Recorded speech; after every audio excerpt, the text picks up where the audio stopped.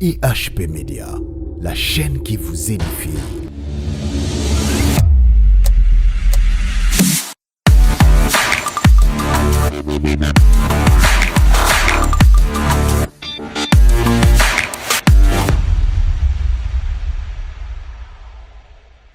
Bolingo ezali. Sauf Satan dans sa na bolingo te. Ezala bata franc-maçon, ezala ba rose croix, ezala bango tout, ezala biso toza na bolingo.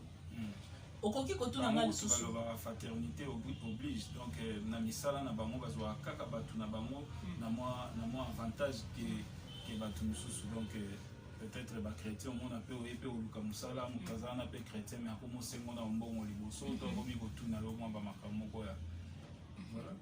Donc okoki kotuna nga lisusu bolingo na kati ya sataniste ndenge nini aussi longtemps Bible ezoloba moto aza na bolingo nda aza na nzambe. Ndenge na otu ko expliquer que bolingo ezali na ba différentes catégories. Moto a science aza na bolingo te ya bomutu ya molimo bolingo eza ete aza na facilité ko sala eloko nyonso ya mabe mais aza na bolingo envers bana na ye étant que papa na bana. OK. Aza na bolingo envers mwasi na ye étant que papa na mwasi na ye. Tozomona place to kabwane. Ozomona ke ndoki aza na ndoki aza mutu misala mabe na buto bimaraki apumbwa loke alie pe batutu et tout mais na tongo aza na bolingo bana na ye. Asomeli bango pe mapa alambeli bango akepe na wenza asomeli bango pe lamba aya pesi.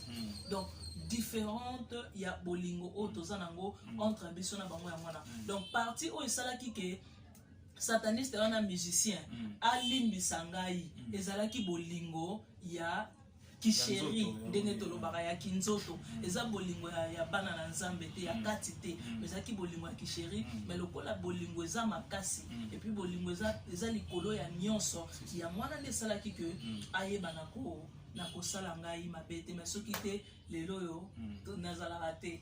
Et puis en fait, oui, c'est vrai, les lots et les raté, mais le fait que les Mbozaki Katinayo, le fait que Ozaraki Moko Yabaponami, donc miracle Moko Nagi Salima, Wanaka Yamwe Salema, et puis Salema Ika na force n'a été, mais c'était Dieu. Et puis il fallait passage moko ya bongo eleka pour les londes comme moi soit témoignage oyo peut-être azana na monde wana amona rappel makambo misusu ya boye mémoire distraction ezali aluka ososola na moment oyo peut-être msu mwana na yo azana nzela wana talisa vidéo oyo mwana na yo alandaka ba musicien asala nini boye talisa vidéo o vanda na ye penza au surprendre ye kaka vanda to landa na émission oyo ya prophétesse Jeannette bana batali pe batali parce que biso ezana ngo tabou eza nango makambo te soki ndenge nini bovandi na bana ensemble boyokisi mpe bana ezopermettre mwana akotisaka eloko moko na kati ya matoi na ye ekoservir ye na banzela na ye alekaka na baninga na ye baningani na koki kokotoye epuis moninga mosusu akoki kozala ye azalaka deja na bamusicien yo okutani na ye kaka yo oye kosimba na yo tous ya pamba parce que yo ozalaka pembeni na ye alors musicien koki komona étoile na pembeni na yo ata komi na yo mwasi na mobali te mais acréer le eloko moko en fait to parler kaka na musicien kaka te mais baoccultiste nyonso donc ekoki kozala mpe motu moko boye mpo bomonake na mbongo ebele mpo bomonake na nini abimisaka bino azotalisa bino bamakambo nyonso tu ya bamerveille mais oyebi te objectif na ye ezali nini na nsima na yo to na présence na yo. Voilà, merci Torotika prophétesse Jeannette a continué ba message na ye. Toyoka likambo Bible message Bible zoloba na biso na Romains 13:10. L'amour ne fait point de mal. L'amour ne fait point de mal au prochain. Donc à cause de bolingo azalaki nango yango akokai kosalanga mabeti mais à cause de bolingo nzambe nzamba lobi na ngai nini pour l'amour de Jeannette je ne prendrai point de repos jusqu'à ce que son salut paraisse comme l'aurore. On a tozana mokanda ya Ésaïe 61 premier verset. Donc bolingo eleki nyonso eloko memi biso awa eza bolingo eloko endimi ke lelo soki na kolia poison à cause de bolingo ya ba bandeko na ngai oyo baza na Goma oyo naya kovisite bango tokabola mwa mokie eza bolingo eloko esali bandeko na biso baza partout dans le monde alongola different na ye ayebi ke no prophétesse Jeannette bazokende na Goma ayebi ke prophète Jonathan bazokende na Goma ayebi ke papa eki bazokende na Goma nalongola different na ngai ata mwa mokie oyo naza nango tosangisa biso nyonso ndenge bazokende kotala bandeko wana basombela bango ne fiska ata sukali ne fiska ata mai oyo bazozanga ntango bakomela nzambe na lola kokanisa ngai yango wana nde bolingo nzambe apambola yo moto continue kosala bolamu continue kosala bolamu nzambe asunga yo moto koka kosala bolamu te oyebana koyekola kosala bolamu parce que moto asalaka bolamu ye wana nde aza na bolingo nzambe apambola biso. Je pense que tokoleka na deuxième message na biso oyo eza vraiment ya moto ya na kati ya message na biso ya lelo soki papa eki ya kopermettre biso. Voilà, biso to permettre parce que déjà tokomi na étape oyo esengeli kotalisa bana nzambe mai nyonso tu oyo nzambe azoloba mpona libota na ye mpe mpona bana na ye. Donc voilà, prophétesse Jeannette biso tozongiselo déjà maloba tocontinue koyoka message ya nzambe na part ya na nzela ya mosakoli na ye. Gloire à Dieu. Toza na mokanda ya 1 Samuel bisika tozali totanga 1 Samuel 1 Samuel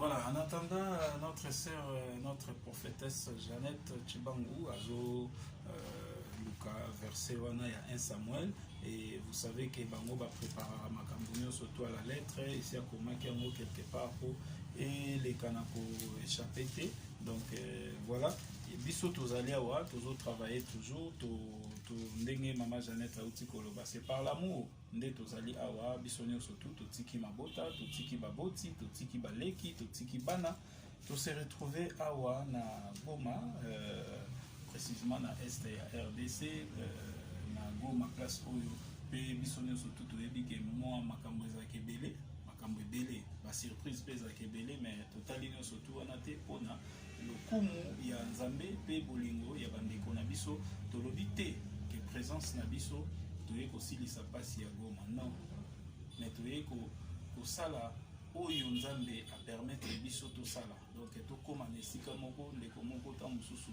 sukali ezangaki topesi sukali place mungwa ezangaki epuis eza teke ntango biso toye kopesa wana mungwa wana ekosila te te mais ezali kaka geste d'amour oyo tokoki kosala na ntango oyo mpe lobi soki ndeko mosusu akokoka lobi kosala aleki kozala malamu mingi surtout tokointerpele na baoyo bazali baautorité ya mboka baoyo bazokamba mboka boza mpe baoriginaire ya mboka na biso Goma to bozali mpe baoriginaire te tokanisaka bandeko na biso oyo bazali na point oyo mpe bao bazali na Équateur bao bazali na bandundu partout dans le Congo mais tokanisa plus mpona bolingo ya peuple congolais olie tokanisaka bapoche na biso moko yo moko déjà si okóma na 2 milliards yo moko mais peuple ezosouffrir.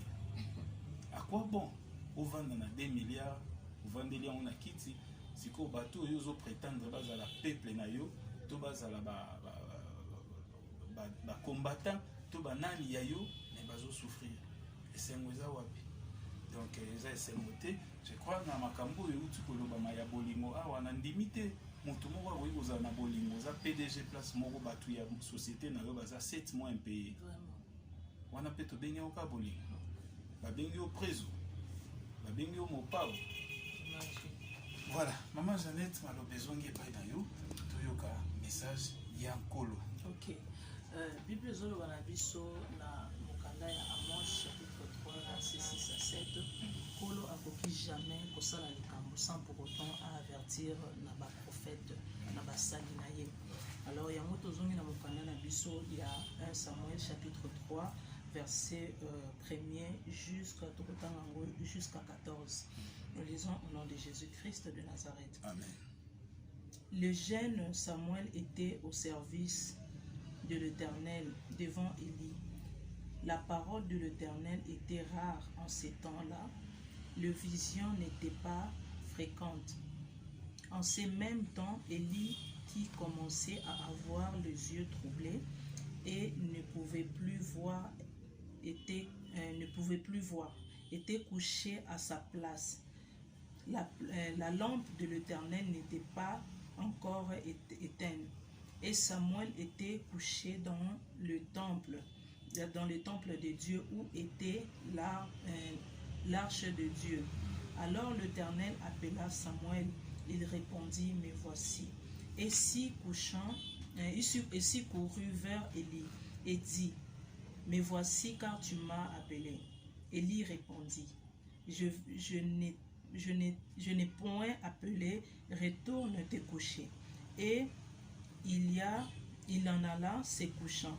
L'Éternel appelant de nouveau Samuel. Et Samuel se leva en envers Élie et dit, me voici car tu m'as appelé. Élie répondit, je ne t'ai point appelé, mon fils, retourne te coucher. Samuel ne connaissait pas encore l'Éternel et la parole de l'Éternel ne lui avait pas encore été révélée. 8. L'Éternel appela de nouveau Samuel pour la troisième fois, et Samuel s'élevant allait vers Élie et dit, me voici car tu m'as appelé. Élie comprit que c'était l'Éternel qui appelait l'enfant. Et il dit, Samuel, va couche-toi, et si l'on t'appelle, tu diras, parle l'Éternel, car ton serviteur écoute. Et Samuel allant se coucher à sa place. L'Éternel fit en sa présence, et il appela comme les autres fois, Samuel, Samuel. Et Samuel répondit, parle, car ton serviteur écoute. 11. Alors l'Éternel dit à Samuel, voici, je vais faire en Israël une chose qui étourdira les oreilles de quiconque entendra. En ces jours, j'accomplirai sur Élie tout ce que j'ai prononcé contre sa maison. Je commencerai et j'achèverai. 13. Je lui ai déclaré que je veux punir sa maison à perpétuer à cause du crime. Donc la connaissance et par lequel ses fils se sont rendus méprisables sans qu'il les réprime. C'est pourquoi je jure à la maison d'Élie que jamais les crimes de la maison d'Élie ne seront expiés ni par le sacrificateur, par le sacrifice, ni par le... Ntango na fongoli rideau, Nathalie namoni mutu te. Namoni mutu te, nazwi nakangi nini comme rideau ya fenêtre. Ntango napesi mokongo, bona zonga na mbetu, nayoki voix moko elobi na ngai 1 Samuel. Ntango apesi nga verset wana, molimo na ngai naye na s'allonger na mbetu. Na s'allonger na mbetu, ngai pe na répondre ye, parle. Et tant on a lobi bongo, c'est par là maintenant abandi koloba. Awa toza siko na verset, toza na verset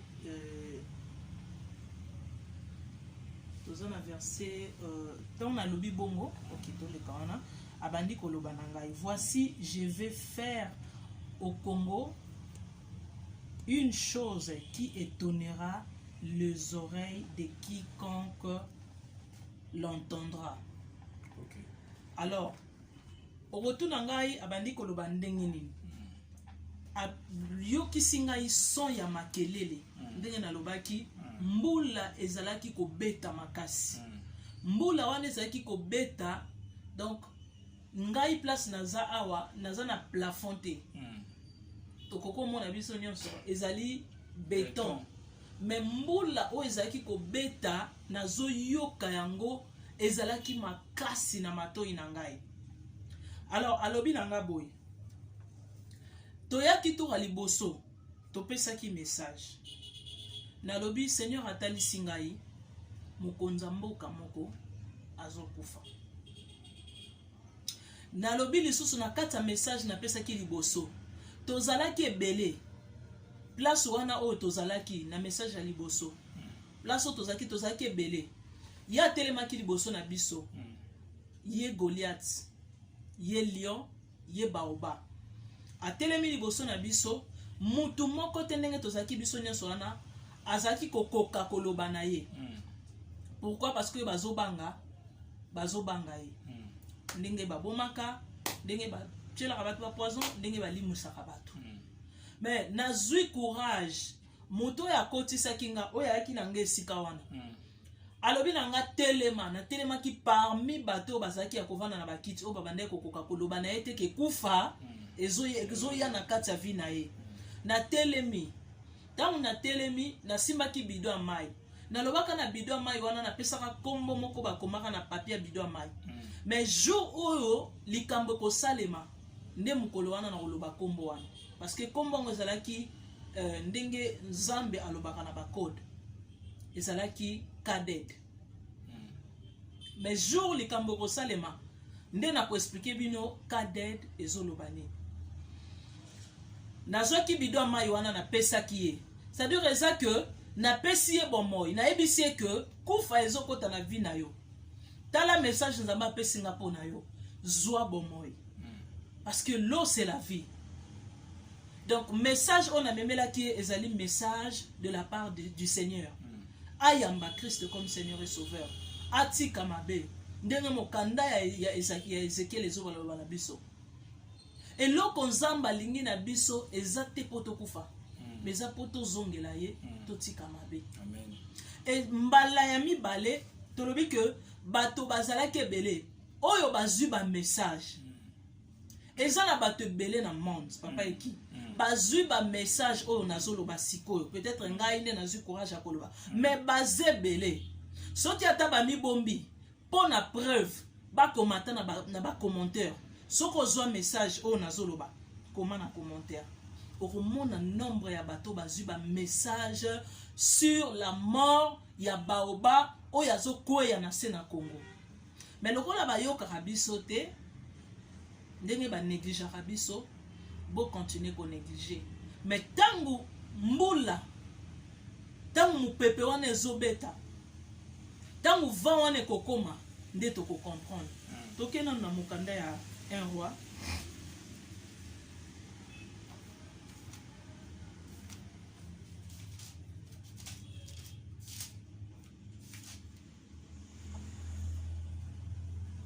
dans un roi chapitre 18 41 et 40 il y a 41 à 45 un roi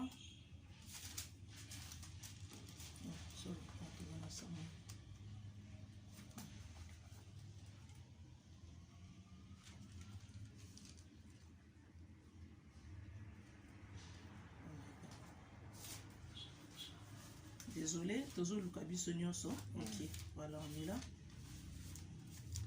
Un roi chapitre 18 41 à 45. Je lis au nom de Jésus. Amen. La pluie. Élie dit à Achab, monte, mange et bois, car il s'est fait un bruit qui annonce la pluie.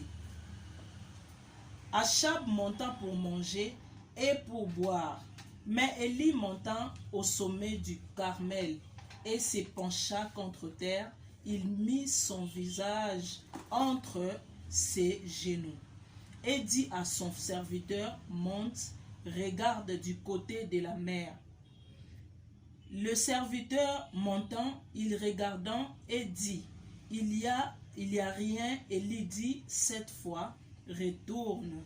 À la 7e fois, il dit, voici un petit nuage qui s'élève de la mer et qui s'élève de la mer et qui qui est comme la paume de main. Qui est comme la paume de main d'un homme.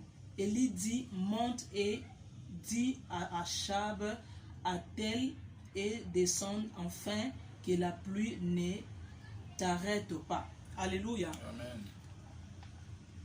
Élie a ici serviteur naye. Boaka miso likolo otala. Ozo monanini. Parce que Élie azalaki, Élie mission naye. Bible zoloba ke atindi mosali na ye alia mais ye amati likolo ya montagne a s'agenouiller pona ko bondela. To tiki bandako na biso to ye awa na mission et puis na kati ya mission wana pendant que j'étais à la présence de Dieu. Message bandaki nano papa et qui j'espère aux oyeba. Message e bandaki nano pendant que tozaki ko bondela. Ne un message e bandaki. Wana ezalaki message à liboso, eza même message et bandina notango tozo bondela, Zamba pesi message et puis na kati ya pongi Zamba continue lisusu message wana. Pendant que tozo bondela, Seigneur azota lisanga, na moni na 4 coins ya Congo, na ba frontière nyonso ya Congo. Zamba azota lisanga, lolenge richesse na biso ezobima na mituka, ezobima ba étranger bazo na mboka na biso, bazo so richesse na biso ya Congo, bazobima nango, bazobima. Pendant que Seigneur azota lisanga vision wana, na fuka maki na zobondela, na moni kanda Nzambe, Nzamba kiti alobi na ngai na kiti na Congo. Nde lingana Nzamba lobaki nanga e na ekomona mituka wana nyonso bandi ko baluka elandana ki ouais o ezo so bimina frontière soki kati si frontière donc ndenge landani na moni yango elandani siko tango Nzamba lobi na kiti na Congo na moni mituka wana nyonso bandi ko baluka bandi ko sala bandi ko beta batono ndete loba bandi ko baluka ezo beta batono et pendant que zeko beta batono ba richesse nyonso wana ebebaki et tango bébé Nzamba ekomemanga na Tour Eiffel pendant que nazo bondela ka na kati ya mabondele Nzamba ekomemanga na Paris na Tour Eiffel alaki singa Paris alobi omoni eloko na kosala na Tour Eiffel abandi kolongola ba boule o ezalaka na Tour Eiffel abandi kolongola na moni yango etikali vide. Nzamba azoloba nini mutu nyonso oyo mboka nyonso oyo ezwa richesse à Congo et bénéficie na richesse à Congo peuple congolais bénéficie na ngote Nzamba azo détruire richesse wana. Pourquoi? Parce que makila ya ba Congolais elelimi na message ya kala o eleki na lobaki Nzamba talisinga na samakolo ya député moko ya mokonzi ya mutu moko ya gouvernement Nzamba talisinga na samakolo azaye ko seka azana mbongo ebele azo seka alobi ke na mbongo na ngana azana ngo ebele babwaka nga bayembanga mais pendant que ya zolo babwaka bayemba ye donc asala nango staff comme dit tolobaka mais na samakolo na ezalaki na ba orphelin ebele o wapi bazaye kolela bazola kise misapi et puis bazolela sans cesse bazaye ko stopper te pendant que baolela baola kise misapi et na moni voix ya ba orphelin wana ezaye ko mata milinga vona bango ezo mata lokola milinga ya pembe ezo mata likolo na moni lole fongwa maki pendant que lole fongwa maki Nzamba lobi ko lela ya peuple congolais na yoki yango Congolais aza orphelin aza na mutu akoyoka ete aza na mutu akoyoke mawata aza na mutu ako soutenir ete mais aza na moto moko oya supporta kam ko lela ya peuple congolais te alobi na kiti na Congo na moni mutu mboka nyonso ba bénéficia ba yiba richesse na biso Nzamba bandi ko détruire yango et na kati ya prière Seigneur alaksinga nenga détruire nini wana ya Tour Eiffel et s'il était Seigneur abisinga lobitala na moni armée ya Nzamba et kiti na tous les 4 coins ya ba frontière na biso ya Congo Nzamba lobi richesse moko lisusu te ya Congo ekobima libanda parce que Nzambe akitisi armée na ye na kati ya ba frontière nyonso ya Congo et puis na moni bato nyonso bazali ko donc kufe bande ko landa lokola mbula mutu nyonso oyo a contribuer na ba konja libanda pona koya ko bikozwa richesse à Congo ko tekela bango ko bimisela bango Nzamba lobi azo frapper message bandela kinga wana j'espère tant aussi ce que prier na bandela ko pesa no message na et aussi en passant pendant que nous avons mon message wana Seigneur a-t-il singa un message mususu pona ndeko na biso artiste comédien ya mwasi o bazana problème na website biso bazana problème na Papa Caleb Nzamba tali singa message pona ye pendant que nazali kobondela parce que il y a deux fois nde nalobaka nakozala natali eloko je sais pas pourquoi natombaki na internet natali image wana et pendant que nazali kobondela comment est sœur Elise, sœur Elise, Zamba pesinga message opona yo. Na moni na fond na yo awa, ezalaki na croix. Na katikati ya croix na moni na kati nango awa ezalaki boule. Na kati ya boule wana ezalaki kobimisa image ya molili. Molili ezalaki makasi na kati ya croix. Et le Seigneur me dit de te dire oh Lukanzambe parce que na moni maintenant il y a esprit de mort. Zamba tali singa yi esprit de mort na kati ya bomoi na yo. Otele mamakasi na mabondeli et j'ai prié aussi pour ça. Mais je vous annonce aussi, beaucoup mis les messages par l'amour du Seigneur. Tosali par nabiso me fallait to comme ça message. Beaucoup mis les messages à Luka Elogian Nzambe parce que monde des ténèbres ezana ko lukaye makasi. Monde des ténèbres etelemi vraiment na kombo na ye makasi pour na ko luka kola le sainase. Et ce n'est pas aussi pour longtemps. Faut pas tarder ces messages. Je vous en supplie, s'il vous plaît, dans l'amour de Christ. Bino bato bo négligera makambo tolobi. Je continue le message. Alors tant Zamba tali singango, Zamba ko tali sangana elongi ya ndeko moko ya papa moko na gouvernement. Azapeka na nini na gouvernement na biso na ba parmi bato yo ba soupçon oyetu ko bima makelele makasi. Na moni pe Seigneur atali singai parmi bato Zamba zo frapper, yé pas en akati. OK. Parmi bato yo Nzambe azolongola na mokili yé pas na kati. Alors bisika bozali boyeba na koyo yé pas na kati wana olobi auti ko sa nini po toza quand même atana moi quelques indices oyo. Eza parmi bato bauti ko kanga na prison. Ah d'accord, OK. Ba député o bauti ko kanga na prison. Donc parmi bato nyonso ba ko sambisa message ba vent o ese uti ko le kaya ba prison yé pas parmi na kati. Voilà. Zamba lobi Zamba pesinga message tango azolakisa ngai ba bilongi ya bato oyo wapi Seigneur azolongola na moni pe message ya mutu wana na kati et tango to sisi message na biso nde sima nango toke kolala na butu nde sikoto komi na komi komona ba message o nazo pesa bino o Seigneur abandi koloba nanga Nzamba lobi nini Nzamba lobi boy en ces jours j'accomplirai sur ces Goliath ce que j'avais promis contre sa maison. J'annoncerai et j'achèverai. Donc, et comme in un moment, Nzambe makambo oya nonsaki a achevé yango. L'autre fois, tu as kapé kakaboye. Na lobaki na lobi, Nzambe atali singai. Na moni na bergerie, ba beti moto azalaki nanga abeti fimbu. Ba poulailler ba kimi. Et puis bergerie tkalaki yango moko na boko limpate wana bakimake d'ailleurs nde tozolo baboye asa déjà ya kokufa. C'est ça que je vis encore aussi.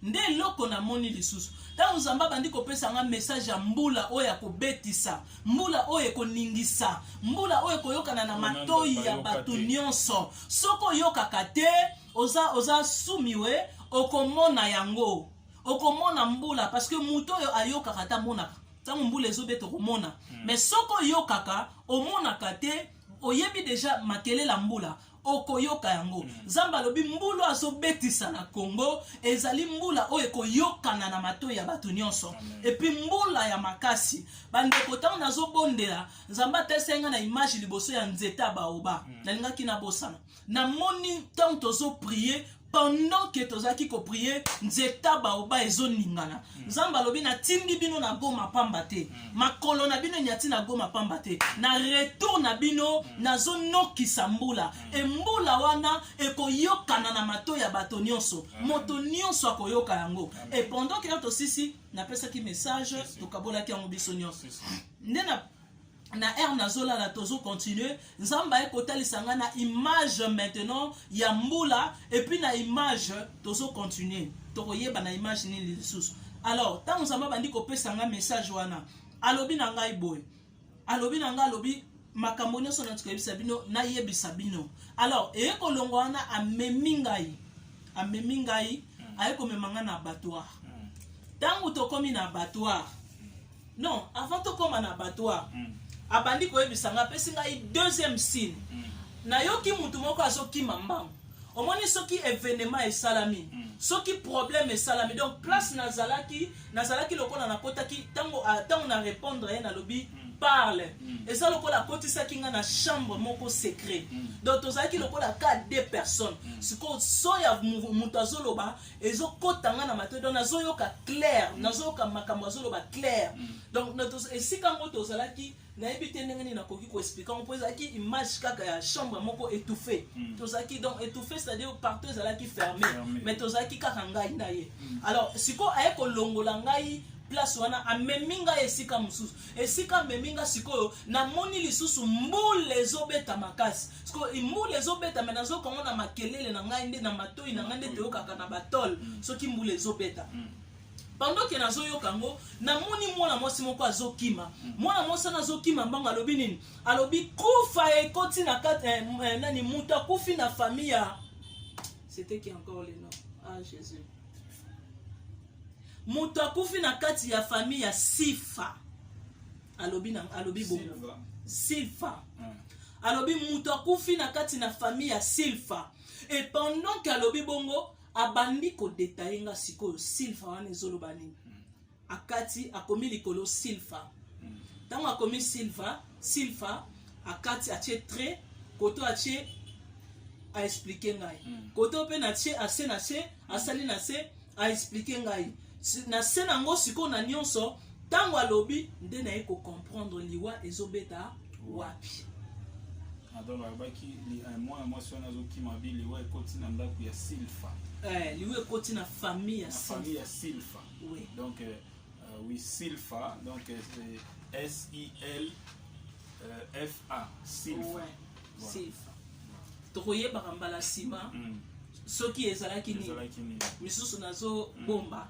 alors tango alobi bongo nde naye kocomprendre sikoyo liwango eza nani aye kolongola nga lisusu place wana amemi nga na batoa papa eki namoni ngombe ya munene makasi sikoyo eloko ekamwisi ngai namoni mwana mwasi atelemi liboso ya ngombe wana bato bazalaki koleka epuis ngombe yango donc c'est-à-dire akufi omoni soki babomi ngombe nde balalisaka ye makolo ne nyonso esali boye maboko esali boye sikoyo mutu na ye awa batie so ezalaki wana ya munene donc donc image nazomona nana image nazomona mwana mwasi asimbi te ngombe alalaki na se ngombe munene makasi kantine sikoyo ezalaki wana sikoyo ndenge ngamba atie mwana so baoti obomanya masika ndenge abimisaka makila ya frese ozosala sikoyo makila wana ezosopana na kantine makila ezosopana na kantine pendant que makila wana ezosopana na kantine mwasi oyo atelemaki nde azobenga mutu na mutu aya kozwa parti aya kozwa part na ye akati maboko azwi bazoyebisanga sikoyo ntango nazomona alobi omoni baoba omoni oyo amikanisaka aza Goliath oyo azali komikanisaka aza lion tala ndenge alali lokola mutu atala ndenge alali makasi nyonso abazali kolakisa na bato eke wapi makasi nyonso azali komimonaki aleki nga nzambe makasi yango eza wapi si alamuka mutu akomi kokata misuni na ye mwana mwasi déjà toyebi que azali arme oyo azaka faible donc message ezoloba nini yo mutu amakasi yo mutu ozali komimona Goliath ogéraka nyonso contrôlaka nyonso botolaka nyonso simbaka nyonso salaka nyonso mais sikoyo olali ndenge nini mwana mwasi akomi kokata yo abandi kokata ye azopesa mutu na mutu libumu na ye ezalaki ya kovimba libumu na ezalaki monene makasi na biloko na kati ya libumu biloko wana eza nini péché Bible ezoloba na biso malheur na mokolo ya suka na moto akozala na mokumba masumu mabe oyo asali bato koniokola oyo bandeko na biso ya este ntango bazokata bamisuni wana bon tozoparle parce que biso tozwaki temps lokola tozobondela ensemble tozozala esika moko toyoka ye déjà avertissement ezalaki mpona kokata kote ya libumu ah oui nabosani avertissement ezalaki kokata kote ya libumu alobi tikela ngai wana eza pona yo kokata te. Donc jugement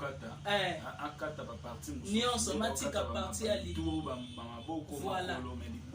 Voilà, atikela nzambe.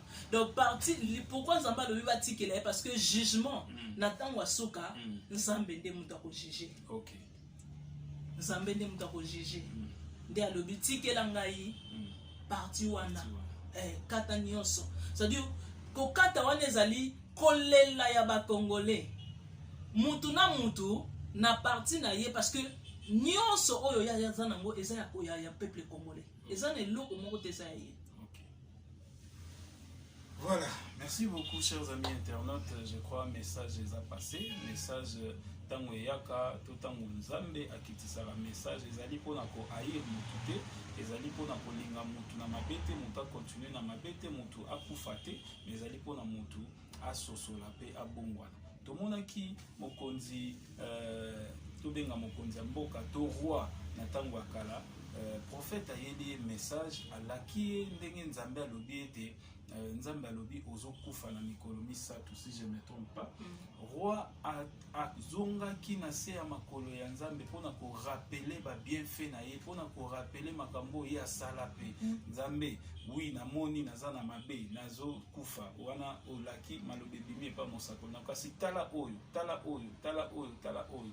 Nzambe ayaki komona na livre ya souvenir na epo soki mutu arapele nzambe ekutani na makambo oyo ya solo penza nzambe azo reconnaître yango, nzambe osala grâce na ye azongisi les mêmes prophètes pour changer langage alongola kufa mais apesa ye 15 ans de plus. Donc ekoki kozala pe de même soki omoni ke na bebisaki nasalaki boye nasalaki boye ndeko na biso Zaché abikaki na nini batu yebisi na boya kolia na ndako na yo atuni mokonzi nasala nini po lelo ngai pe nazala sauvé zwa bokonzi zwa bozwi na yo pesa na bakola abimisaki nyonso na esika bombaki yango bonto wana tozoloba illustration ya film kaka esika bato bavandaka esika bato baniataka esika kaka porte ezalaka abimisi mbongo bato kutu bato bazali kosatendre teke mbongo ekozala place wana yake asali yango. De même, ekoki pe kozala message na yo, ekoki kozala message ya ndeko songolo pakala. Sala pe lolenge wana, mabe o tozali nango, tosi tokotaki babisika nini, okoki kotika mabe wana nzambe pe akobatela. Okokanisa te lokwasi okota na loge, soko otiki ndo kufite. Moto asimbi bomo ya moto ezali loge te, ezali satana te, ezali nzambe mokeli. Donc ende asimbi souffle de vie ya bato. Maman Jeannette auti kotalisa biso awa.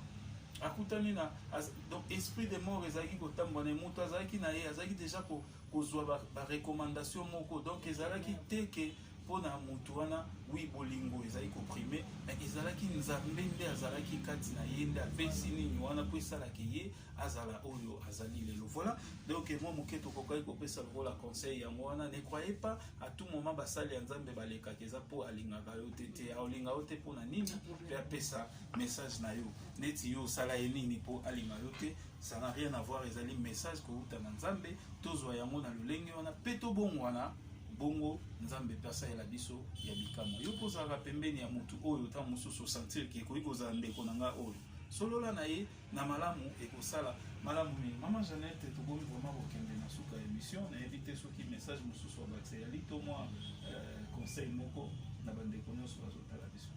Oui, naza na ngai politicienne te nayebi kutata makambo politique te mais je suis un simple servant de Dieu par sa grâce. Par sa grâce. Donc je suis venu, je suis devant vous de la part de Dieu, de la part du Seigneur. Nazoloba na part ensemble. Ce que le Seigneur m'a dit de dire, de yamonaye koloba. Donc ça n'a rien à voir na politique. Nazali politicienne te. Naza pe na famille ya politicien te. Donc parti moko pete oyo s'engagera nango oyo X na Y te ni opposition ni majorité exacte mais oyo ezali awa ezali na yende koloba na part ya nzambe. Pourquoi esalinga kobanga parce que to liboso na yaka na lobaka pe kabo. Donc pendant que tozali koloba déjà effet ezalaki déjà c'est salamaki na ndeko na biso oyo atika biso somona et c'est fait et ça la matin de quoi pasteur wana limité osomona na yaki pe karabona zolo siko oyo dans amba satali singa que Goliath a sa kwei pour nini comment nzeta baoba epikwami pendant que tozo bondela nzeta baoba prière na biso ça qui ko pikola tant bango tant to benga ngo nzete ya baoba donc eza nzete moko ezalaka tellement puissant et ça peut munene donc never natikala koyoka te ke nzeta baoba ko ina mupepe to na mbula donc mupepe o ekoko ko isa nzeta baoba eza kaka mupepa Yesu eza kaka Yesu Masia et puis ekoisi yango kaka te mais epikoli yango na misisa na ngona se etomboli yango epe bambi wana ezaki vision ya liboso ya mibale na moni ngombe ya monene alali lokola éléphant donc moi si mutakomi ko sala ngo alali na se tango alali mutune eza deja ya kokata mama place mususu nzambe alakisaki tolo apesaki deuxième mbeli pona poso pona apesaki deuxième mbeli pona kolongola poso salela mbeli voilà olongola poso mais libumu nda pekisaki donc ozomona donc mutu esi ekatani ezo saigner déjà donc esika aza wana aza na ye mokufi déjà mais mutu oyo aza capable ya kopesa ye bomoi mutu aza capable ya kozongisa bomoi na kati na ye soki oza famille na ye ozolanda message eza clair tozo s'adresser na nani soki ozali famille ozali ndeko ozolanda ngonga yango ezala teke na sima nde monsieur banzoleka papa oyo basalaki wapi lokola bonégligaka biso nzamba zwa lokumu mais soki oza na kati ya famille komisa message namoni aza déjà vie c'est-à-dire accueilli déjà mais muto apesaka bomoi ndatindinga na mema message aza capable ya kozongisa ye en vie à une seule condition qu'il accepte Christ comme Seigneur et Sauveur azwa bozunion sur le peuple congolais azongisa na maboko ya peuple congolais parce que nzamba lobi ayebisi nani Samuel ayebisi Samuel alobi na kobeta na ndako ya Eli ni offrande na ye ni ba sacrifice na ye eloko moko te oyo kosala nini oyo ekoempêcher ngai nzambe kosala nini ko acte pourquoi parce que ekomi déjà na temps on nzambe atelemi po acte na un roi tozomona ke Eli atindi serviteur na ye akala likolo pendant 7 fois donc toyaki ko annoncer pendant 7 fois toyeba mbalebele tozo annoncer bandeko parti dans le monde bazo annoncer biso pe toye toza ko annoncer mais siko lokolo yokaki te toye lisusu pour la 7e fois koyebisa ke to moni loboko to moni image ya neige ezoya na image ya loboko donc c'est-à-dire eza ko annoncer que mbula ekomi sikoyo koya donc mbula esi ekomi koya namoni osolali na se namoni Goliath osolali namoni yo éléphant osolali namoni yo ngombe osolali namoni yo na ebite na benga na komoni osolali na se ozo saigner muto ko stopper hémorragie wana ezaka nzamba Lazare azaka moko kimela epana ye esiko ozali peu importe dimension na yo na lingo kanga miso soko kolanda message oyo obondela na ngai elongo tobondeli au nom de Jésus répétez après ngai lobakolo Yesu na epai na yo naza moto na masumu nandimisami koloba ye ke nasali peuple congolais mabe mais kasi nazongi na sama kolo na yo mpona kose repentir limbisa mabe na ngai je t'en supplie Seigneur yokela ngai mawa mpe otala libota na ngai na miso ya mawa sokolanga na makila na yo petolanga na makila na yo nandimi yo lokola mokonzi mpe mobikisi ya vi na ngai kobanda sikoyo mpe kino suka bomoi na ngai na kombo na Yesu Kristo amen.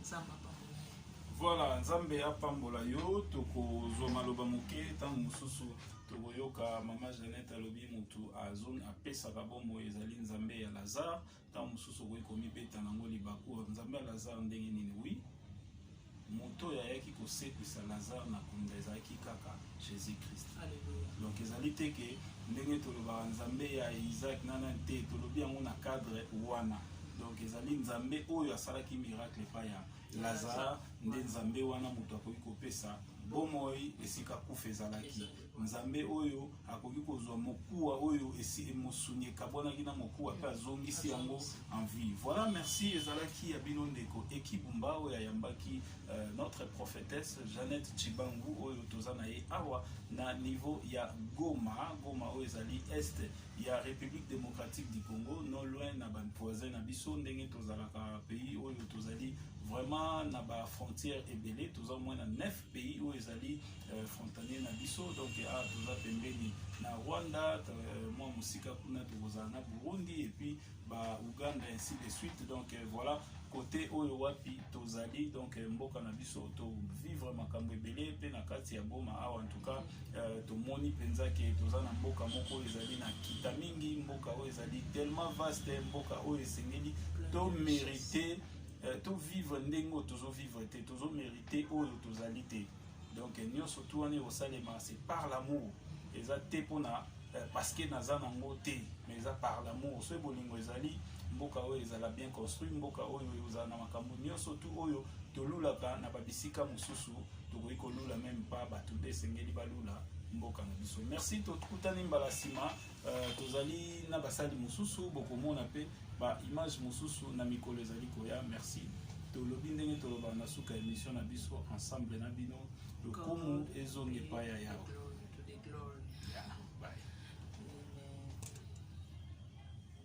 IHP Media, la chaîne qui vous édifie.